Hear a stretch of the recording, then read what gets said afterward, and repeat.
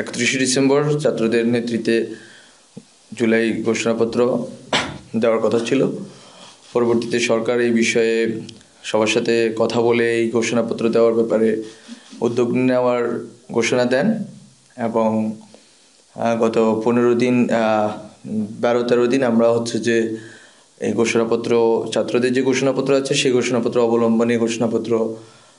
একটা খসড়া আমরা প্রস্তুত করার চেষ্টা করেছি আমাদের অ্যাডভাইজারি কাউন্সিল থেকে, এবং বিভিন্ন রাজনৈতিক দল স্টেক হোল্ডার যারা আছেন ওনাদের সাথে কথা বলার চেষ্টা করেছি, ওনাদের অভিমত নেওয়ার চেষ্টা করেছি। সবার সাথে আমাদের কথা বলা হয়ে ওঠেনি, কিন্তু বৃহত্তর রাজনৈতিক দল বিএনপি, তার পরবর্তীতে জামাত এবং যারা নারী সংগঠনগুলো আছে, শিক্ষক সংগঠন, বিভিন্ন গ্রুপ অফ পিপল, স্টেক হোল্ডারদের সাথে, ছাত্রদের সাথে আমরা কথা বলেছি।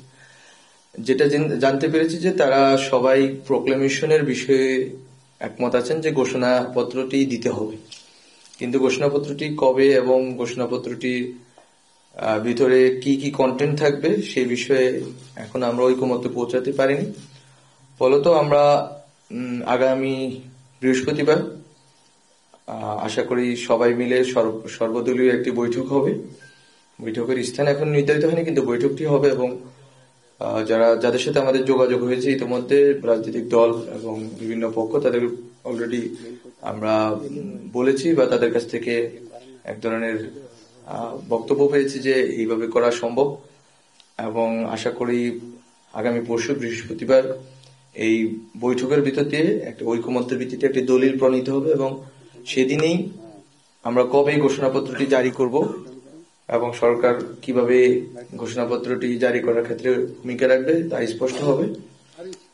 এটাই হচ্ছে আমার দিক থেকে আজকে বক্তব্য, এবং আশা করি যে বাংলাদেশের জনগণ এবং ছাত্রদের নেতৃত্বে যে গণ অভ্যুত্থান পরিচালনা করেছে সেই গণ অভ্যুত্থানের একটি প্রেক্ষাপট এবং গণ অভ্যুত্থানের যে প্রত্যাশা তা এই ঘোষণাপত্রটিতে প্রতিফলিত হবে,